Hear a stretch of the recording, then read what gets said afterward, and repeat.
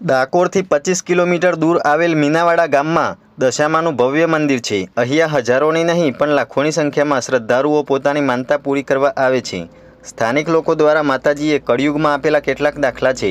સ્થાનિકોના જણાવ્યા પ્રમાણે વર્ષ 1995માં ગામની એક દીકરી જે દશામાની ભક્ત હતી અને શ્રાવણ માસમાં દશામાના વ્રત કરી રોજ કોઈના ઘરે જઈ આરતી નિત્યક્રમ મુજબ કરતી હતી। ત્યારે એક દિવસ મહોર નદીના કોતરોમાં ભેંસો ચરાવી પરત સાંજે ફરી રહી હતી ત્યારે તેની ભેંસો વહેરામાં ફસાઈ ગઈ હતી।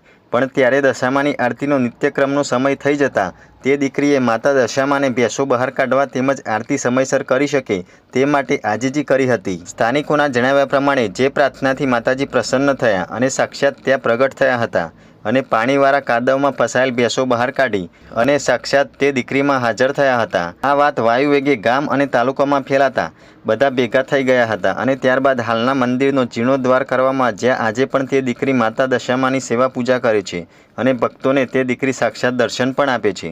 આ ઉપરાંત મંદિરમાં દર્શન કરવાથી વાજણાના ઘરે પારણા બંધાય છે અને મનની બધી ઈચ્છા માતાજી પૂર્ણ કરે છે। ગુજરાત ઉપરાંત રાજસ્થાન, મધ્યપ્રદેશ અને મહારાષ્ટ્ર સહિત કેટલાક દૂરના રાજ્યોથી પણ લોકો દર્શનાર્થે આવે છે।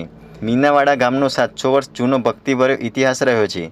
વર્ષો પહેલાં અહીં મીનળ શહેર વસતું હતું અને અહીંથી વાણિજ્ય વ્યવહાર થતો હતો, પરંતુ એક સમયે પૂર આવતા આ શહેર પાણીમાં તણાઈ ગયું। ત્યારબાદ બચેલા થોડા ઘણા હિસ્સાનું નામ મીનાવાડા પડ્યું અને લોકો અહીં રહેવા લાગ્યા। 700 વર્ષ પહેલાં આ નદીના કાંઠે મીનળ દેવી એટલે મા દશામાં પથ્થર સ્વરૂપે બિરાજમાન થયા હતા અને આ પારિયાને એક પણ સહેજ અડવાની કે ખસેડવાની ના પાડવામાં આવી હતી, જેની નોંધ આજે પણ બારોટોના ચોપડે નોંધાયેલી છે। ત્યારબાદ માતાજી શારદા નામની પોતાની ભક્તની ભેંસો ફસાઈ જતા તેનામાં સાક્ષાત હાજર થયા અને હાલના નવા મંદિરમાં બિરાજમાન થયા।